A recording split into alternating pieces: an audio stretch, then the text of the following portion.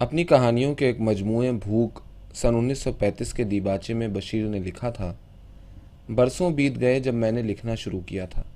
میں نے کب سے شروع کیا تھا لکھنا؟ میرا خیال ہے کہ 1937 سے میرا پیشہ ہی لکھنا تھا۔ میں نے بہت لکھا۔ میں اپنی لکھی ہوئی چیزوں کو اخباروں اور رسالوں میں چھپواتا تھا۔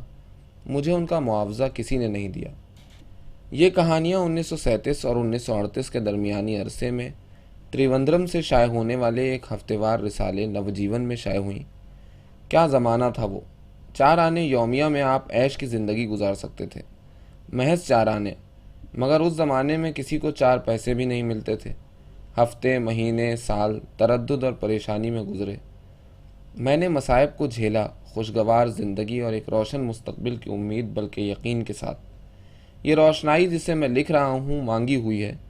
کاغذ اور لفافہ بھی مانگ کر لایا ہوں۔ میں ضرورت مند ہوں۔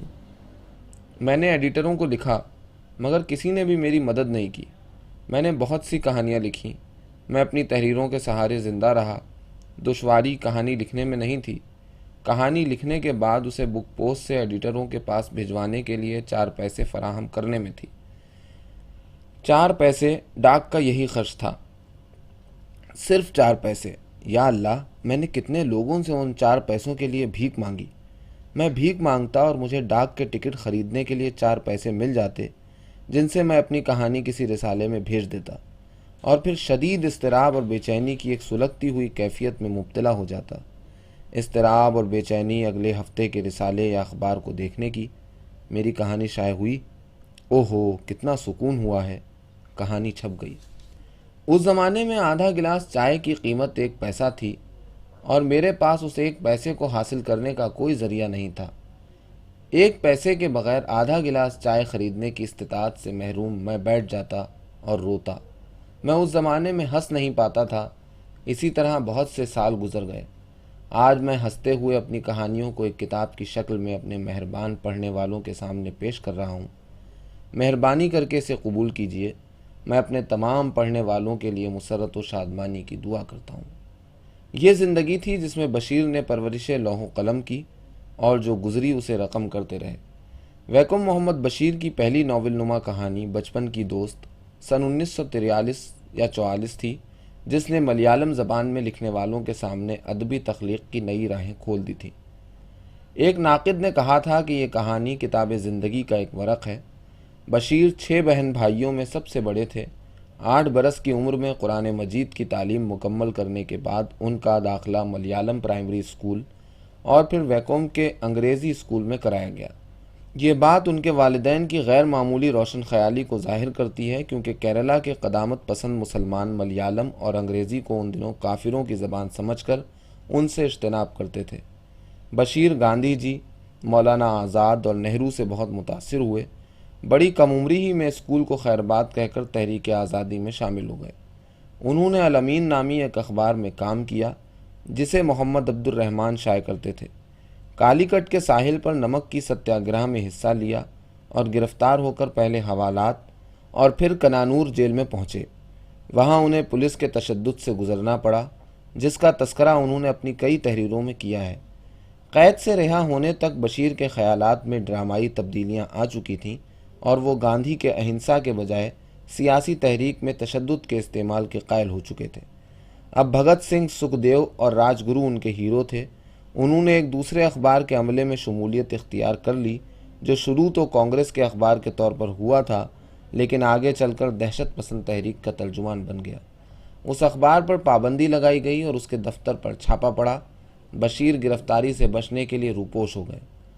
اگلے برس میں بشیر نے پولیس سے آنکھ مچولی کھیلتے ہوئے ہندوستان کے طول و عرض کا سفر کیا۔ اپنے اس سفر میں انہوں نے عرب کے ساحلوں کو بھی چھوا۔ اپنی خانہ بدوشی اور آوارہ گردی کے تقریباً 10 برس کے اس زمانے میں انہوں نے دنیا جہان کی خاک چھانی۔ بھانت بھانت کے لوگوں میں رہے، بہت سے بھیس بدلے اور مختلف پیشے اختیار کیے۔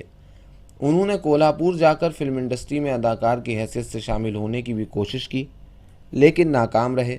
اسی دوران ملیالم، انگریزی اور ہندوستانی کی ان کی استعداد سے متاثر ہو کر بیڑی کے ایک تاجر نے انہیں اپنے بچوں کے اتالیق کے طور پر ملازم رکھ لیا۔ انہیں جب اس نے بشیر سے بچوں کو حساب پڑھانے کے لیے کہا تو بشیر نے معذرت کر لی، کیونکہ ان میں حساب پڑھانے کی صلاحیت مفقود تھی۔ وہ کسی بہانے بمبئی چلے گئے۔ بمبئی میں انہوں نے کماٹی پورہ میں کچھ عرصے قیام کیا، جو طوائفوں، ہجڑوں اور چوروں کے مسکن کے طور پر معروف تھا۔ انہوں نے ایک وید کے پاس دوائیں کوٹنے چھاٹنے کی ملازمت کی۔ سمندر کے سفر کی خواہش کے زیر اثر بشیر ایک بحری جہاز پر خلاصی کے طور پر بھرتی ہو گئے، جو حاجیوں کو بمبئی سے عدن ہوتا ہوا بحر اسود کے راستے جدہ لے جا رہا تھا۔ بعد میں وہ جہاز کی نوکری چھوڑ کر بر صغیر کے اس حصے میں گھومتے پھرے جو اب پاکستان ہے۔ انہوں نے حیدرآباد، پشاور اور لاہور میں وقت گزارا اور کراچی میں بھی رہے۔ کراچی میں ایک ہوٹل میں نوکری کرتے ہوئے انہیں اخبار سول اینڈ ملٹری گزٹ میں، جس میں روڈیارڈ کپلنگ بھی کام کر چکا تھا، ایک اسامی کی اطلاع ملی اور انہوں نے اس میں کچھ عرصہ پروف ریڈر کے نائب کے طور پر کام کیا۔ بعد میں وہ دہلی روانہ ہو گئے۔ انہوں نے شمالی ہندوستان کے تقریباً ہر اس مقام کا سفر کیا جو ہندوؤں، مسلمانوں یا عیسائیوں کے لیے متبرک تھا۔ ان کی شخصیت میں روحانیت سے رغبت بھی اتنی ہی شدید تھی جتنی دنیاوی مہم جوئی سے۔ پشاور اور کشمیر میں کچھ عرصہ گزارنے کے بعد وہ کلکتہ چلے گئے اور وہاں مختلف قسم کے کام کرتے رہے، جن میں ایک ہوٹل میں برتن دھونے کی نوکری بھی شامل تھی۔ پھر انہیں سیالکوٹ کا ایک صنعت کار ملا جس نے انہیں کیرلا میں سیالکوٹ کے بنے ہوئے کھیلوں کے سامان کی ایجنسی دینے کی پیشکش کی۔ انہوں نے کچھ عرصے سیالکوٹ کے صنعت کار کے ایجنٹ کے طور پر ارناکلم میں کام کیا، لیکن سائیکل کے ایک حادثے میں عارضی طور پر معذور ہو جانے کی وجہ سے یہ کام ختم ہو گیا۔ صحت یاب ہونے کے بعد بشیر نے ملازمت کی تلاش پھر شروع کی اور اس بار خود کو ملیالم زبان کے ایک اخبار کے لیے کہانیاں لکھتے ہوئے پایا۔ اسی دوران اخباری مضامین میں ریاست ٹراونکور کے دیوان کے غیر جمہوری اقدامات پر تنقید کرنے کے جرم میں بشیر ایک بار پھر پولیس کی نظروں میں آ گئے۔ انہوں نے اپنے اظہار کے راستوں کو محدود پا کر خود اپنا ہفتہ وار جاری کیا، جس میں وہ طنزیہ کہانیاں بھی لکھتے تھے۔ اس رسالے پر پابندی لگی اور ان کی گرفتاری کے وارنٹ جاری ہوئے۔ انہوں نے روپوش ہو کر کے سی جارج کے پاس پناہ ڈھونڈی، جو کیرلا کی نئی قائم شدہ کمیونسٹ پارٹی کے ممبر تھے۔ اسی زمانے میں ان کی ملیالم کے نمایاں ادیبوں سے بھی دوستی ہوئی۔ پولیس بشیر کی تلاش میں ان کے گھر والوں کو بہت تنگ کرتی تھی۔ ایک ہمدرد پولیس والے کے مشورے پر انہوں نے خود کو پولیس کے حوالے کر دیا اور ایک بار پھر قید ہوئے۔ قید و بند کے اپنے تجربات انہوں نے اپنی کہانیوں میں بیان کیے ہیں۔ ان میں طنز و مزاح تو ہے مگر تلخی بالکل نہیں ہے۔ جیل میں ان قیدیوں کی درخواست پر جو رامائن اور بائبل پڑھ پڑھ کر تنگ آ چکے تھے، بشیر نے محبت کی ایک نہایت دلچسپ کہانی لکھی۔ قید سے رہا ہونے کے بعد بشیر نے ایک ملیالم اخبار کے لیے باقاعدہ لکھنا شروع کیا۔ پھر ارناکولم آ کر انہوں نے کتابوں کی ایک دکان کھولی جس کا نام سرکل بک ہاؤس تھا، لیکن لوگ اسے بشیر کا بک سٹال ہی کہتے تھے۔ دکان اس وقت بند کرنا پڑی جب بشیر کا نروس بریک ڈاؤن ہوا۔ اپنے اس تجربے کا ذکر وہ پاگل پن کا دور کے طور پر کرتے ہیں، جس کے اثرات میری کئی تحریروں میں دیکھے جا سکتے ہیں۔ ان کی معروف کہانی فاطمہ کی بکری انہی دنوں لکھی گئی تھی۔ بشیر کی دربدری نے ایک طرف اگر ان کی سماجی اور سیاسی بصیرت میں اضافہ کیا تو دوسری طرف سرد و گرم زمانہ نے زندگی کرنے کا جگر ودیعت کیا۔ اس جہاں گردی کے دوران وہ جیب کتروں، مرد، طوائفوں، ہجڑوں، مداریوں اور فقیروں کی معیت میں رہے۔ انہوں نے ہندو رشی منیوں کے ساتھ ہمالیہ کی وادیوں میں دن بتائے اور مسلمان صوفیوں اور درویشوں کے حلقوں میں شب و روز گزارے۔ ان کی ایک کہانی کا ہیرو کہتا ہے، زندگی ہر جگہ ایک جیسی ہے اور ہر شخص پیدائش اور موت کے درمیانی وقفے کو کسی طور گزار دینے کی جد و جہد میں سرگرداں ہے۔ بشیر نے اپنی کہانیاں انتہائی آسان اور عوامی ملیالم زبان میں لکھیں۔ وہ اس طرز کے موجد تو نہیں تھے، مگر اس طرز تحریر کو شعوری طور پر اپنانے اور اسی انداز میں لکھنے کی وجہ سے یہ ضرور ہوا کہ بعد کو یہی زبان ملیالم فکشن کی زبان بن گئی۔ سماجی نقطہ نظر سے بھی عدیم المثال قصہ گو بشیر کی ایک خصوصی اہمیت ہے۔ کیرلا میں مسلمانوں میں پیدا ہونے والے وہ پہلے بڑے ادیب ہیں۔ ملیالم ادب میں مسلم ماحول، مسلم تشبیہوں اور ان کے مذہبی عقیدوں اور ان فقروں اور جملوں کے استعمال کو، جنہیں کمیونٹی کی خصوصی میراث کہا جا سکتا ہے، کہانیوں میں پہلی بار متعارف کرانے کا سہرا بھی بشیر ہی کے سر ہے۔ کہتے ہیں کہ ملیالم زبان میں آج لاتعداد فقرے اور بات کہنے کے نہ جانے کتنے ڈھنگ بشیر کی دین ہے۔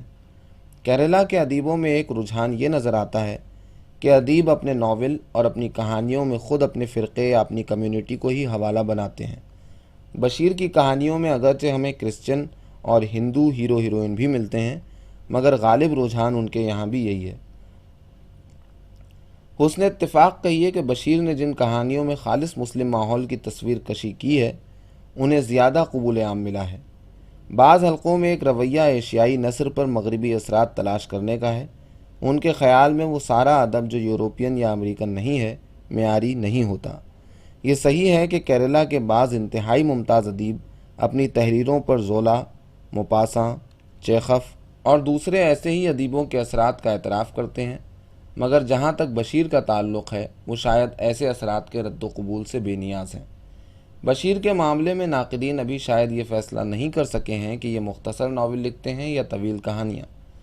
بشیر خود اس بحث میں نہیں پڑتے۔ ہو سکتا ہے کہ انہوں نے اپنی بعض کہانیوں کو الگ کتابی شکل میں شائع کر کے یا کچھ کو ایک مجموعے میں شامل کر کے کسی مخصوص زمرے میں رکھ دیا ہو، مگر ہم دیکھتے ہیں کہ ان کی طویل کہانیاں بچپن کی دوست اور فاطمہ کی بکری جب پہلی بار چھپیں تو ان کے سرورق پر ناول کا لفظ لکھا ہوا تھا، مگر سب سے آخر میں چھپنے والے ایڈیشن میں یہ لفظ نہیں ہے۔ یہ اشارہ شاید اس بات کی طرف ہے کہ ہمیں اس کو بہت اہمیت دینی ہی نہیں چاہیے۔ یہ فیصلہ کرنے میں کسی قدر دشواری ضرور ہوتی ہے کہ بشیر نثری افسانے لکھتے ہیں یا خود نوشت سوانح عمری۔ فاطمہ کی بکری کہتے ہیں کہ بالکل سچی کہانی ہے۔ اس کے کرداروں کے نام ان کے خاندان کے افراد کے حقیقی نام ہیں۔ اسی طرح بچپن کی دوست 90-95% بشیر کی زندگی ہے۔ تاہم سارے عظیم ادب کی طرح یہ بھی حقیقت اور افسانے کی حد بندیوں سے آزاد ہے۔ بشیر کی ادبی تخلیقات تعداد اور حجم کے لحاظ سے شاید بہت نہیں ہیں۔ ایک ایکٹ کے ڈرامے، ایک کہانی کا بیج، خود نوشت جیسی ایک چیز، یادوں کے جھروکے اور مختلف تحریروں پر مشتمل ایک جلد۔ حقیقت اور افسانہ کے علاوہ بشیر نے اپنی تقریباً 40 سالہ ادبی زندگی میں محض 100 مختصر کہانیاں اور لگ بھگ 1 درجن مختصر ناول یا طویل کہانیاں لکھی ہیں۔ یہ کل سرمایہ ان 40 برسوں کا ہے جن میں ان کے پاس دوسرا کوئی کام شاید ہی رہا ہو، لیکن اس حقیقت سے انکار ممکن نہیں ہے کہ تعداد اور مقدار کی اس کمی کو انہوں نے اپنے کام کے معیار سے پورا کیا۔ کمال کی عاشق ان کی افتادی تھی، جس کی وجہ سے ان کے یہاں کوئی سرسری یا پھوڑ چیز نہیں ملتی۔ ان کی کسی کمی کی طرف اشارہ کرنا مقصودی ہو تو وہ یہ ہو سکتی ہے کہ انہوں نے طویل ناول لکھنے کی کوشش نہیں کی، اور یہ کہ ان کے یہاں کبھی کبھی ایسا محسوس ہوتا ہے کہ وہ فروم آیا اور بسا اوقات بری چیزوں کا تذکرہ محض تذکرے کی خاطر کر کے لطف اٹھاتے ہیں۔ یہ بات ان کے مختصر ناول آوازیں کے بعض حصوں میں دیکھی جا سکتی ہیں۔ ان کوتاہیوں کو نظر انداز کر دیجئے تو بشیر نے ہمیں وہ کچھ دیا ہے جو ان کے ایک ماہر قصہ گو ہونے کا بین ثبوت ہے۔ بشیر نے ادبی تخلیق کی لاتعداد نئی کہانیوں سے ادیبوں کی کئی نسلوں کو روشناس کرایا۔ اسی وجہ سے انہیں بسا اوقات ادیبوں کا ادیب بھی کہا جاتا ہے۔ ویکوم محمد بشیر اپنی زندگی میں ایک افسانوی کردار کی حیثیت اختیار کر چکے تھے۔ آم کا وہ چھتنار درخت جس کے نیچے آخر عمر میں بنیان اور دھوتی میں بیٹھ کر یہ سلطان گدا نما اپنا دربار لگایا کرتا تھا، اس کی وہ پسندیدہ سلیمانی چائے جس سے وہ ہر آنے جانے والے کی ضیافت کرتا تھا، اور اس کی انگلیوں میں دبی ہوئی مسلسل سلگتی ہوئی بیڑی ملیالم عوام کے ذہنوں میں پتھر کی لکیر کی طرح نقش ہے۔ بشیر کے دربار میں عمر، جنس، خیالات و نظریات، پیسے، سماجی حیثیت، زبان، مذہب اور عقائد کی کوئی تخصیص نہیں تھی۔ ان کی یہ وسیع القلبی، وسیع النظری، وسیع المشربی اور سراپا انسانیت ہی غالباً ان کی عوامی مقبولیت کا جواز بھی ہے اور ضامن بھی۔ ان کی ادبی خدمات کے اعتراف میں سن 1970 میں انہیں ساہتیہ اکادمی کی فیلوشپ ملی۔ 1982 میں حکومت ہند نے پدم شری کا خطاب عطا کیا اور 1987 میں کالیکٹ یونیورسٹی نے ڈاکٹر آف لیٹرز کی اعزازی سند سے انہیں سرفراز کیا۔ غالباً ان کا آخری مضمون تھا جس کی آخری سطریں تھیں: میں اپنے سفر کے خاتمے پر پہنچ رہا ہوں، کون جانے شاید یہ کسی دوسرے سفر کا آغاز ہو۔ وقت صرف خدا کے خزانے میں ہے، وہی میری راہ کو متعین کرے گا۔ میں دعا کرتا ہوں دنیا کی خوشحالی کی، اور تمنا کرتا ہوں ہر فرد و بشر کی مسرت اور اس کے سکون و اطمینان کی۔ خوش قسمت ہیں وہ لوگ جنہوں نے ویکوم محمد بشیر کو دیکھا ہے، ان سے ملاقات کی سعادت حاصل کی ہے، ان کی فردوس گوش گفتگو سنی ہے۔ نصیبہ ور ہیں وہ لوگ جنہیں ان کے پکائے ہوئے مزیدار کھانوں سے لذت کام و دہن حاصل کرنے کا موقع ملا ہے۔ کیرلا میں محمد بشیر کی حیثیت ایک محترم اور معزز بزرگ کی تھی۔ ان کی موت سے صرف کیرلا کے عوام اور ملیالم زبان ہی کو نقصان نہیں ہوا، بلکہ ان کے اٹھ جانے سے سارے ہندوستان کی ادبی دنیا کا زیاں ہوا ہے، اور عالمی ادب کے افق سے جو روشنی گم ہو گئی ہے اس کی تلافی کبھی ہو سکے گی یا نہیں، اس کا جواب تو آنے والا زمانہ ہی دے سکے گا۔ نئی دہلی، 2 اکتوبر سن 2010۔